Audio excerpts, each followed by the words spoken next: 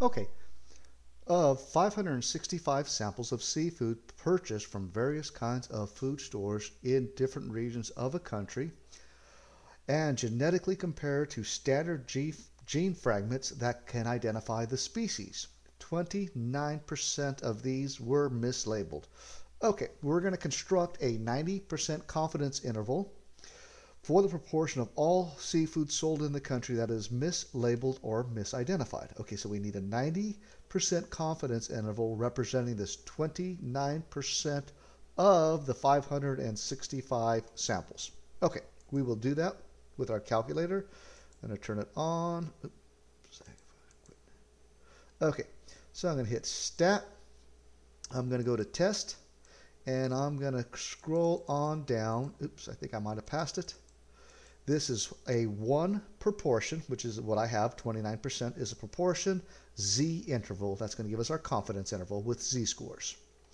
So now how we compute this. Here's an interesting level. I put in 164 for X, and let's talk about that for just a second. So what I did was take 565 and I multiplied it by 0.29. That is the ones that are mislabeled.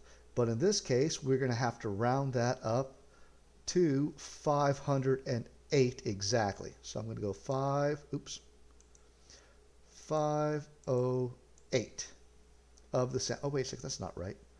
Hang on a second. I must have did that wrong. 565 times 0.29. I'm sorry, 164. There we go. So that's 29% of those that were mislabeled had to be exactly 164. This cannot be a decimal because you can't have a piece of a sample. It is either 163, 164. Only integers in this particular situation make sense. N is the number of samples, 565. And we want a 90% confidence interval, confidence level. And we're going to calculate that. And this is my interval.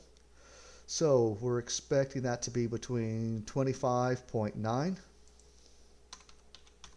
and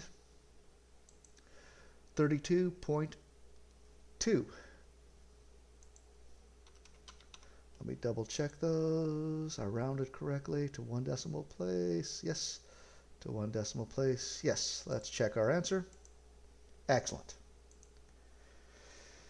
What does the confidence interval say about the seafood company? About the seafood sold in the country? Okay, I don't need to look at the answers. I know what it says. Basically, that the true amount of things that are mislabeled, I am 90% confident, is going to be somewhere between 25.9 and 32.2% of the seafood is actually going to be mislabeled. So that's what we need to find out. So yeah, 90%. Nope, that's not true. That's not true. Let's see. We are 90% confident that the interval captures the true proportion of all seafood sold in the country that is mislabeled. That sounds the most correct, and I'm happy with that. Last but not least, is the government spokesman criticism valid? What is this? Let's see. A government spokesman claimed that the sample size was too small relative to the billions of pieces of seafood sold each year to generalize. Is this criticism valid? No, it is not. At any time you hear someone protesting, especially on the news media, that the sample size is too small, and if that sample size is in the hundreds, it's probably not a problem with the sample size.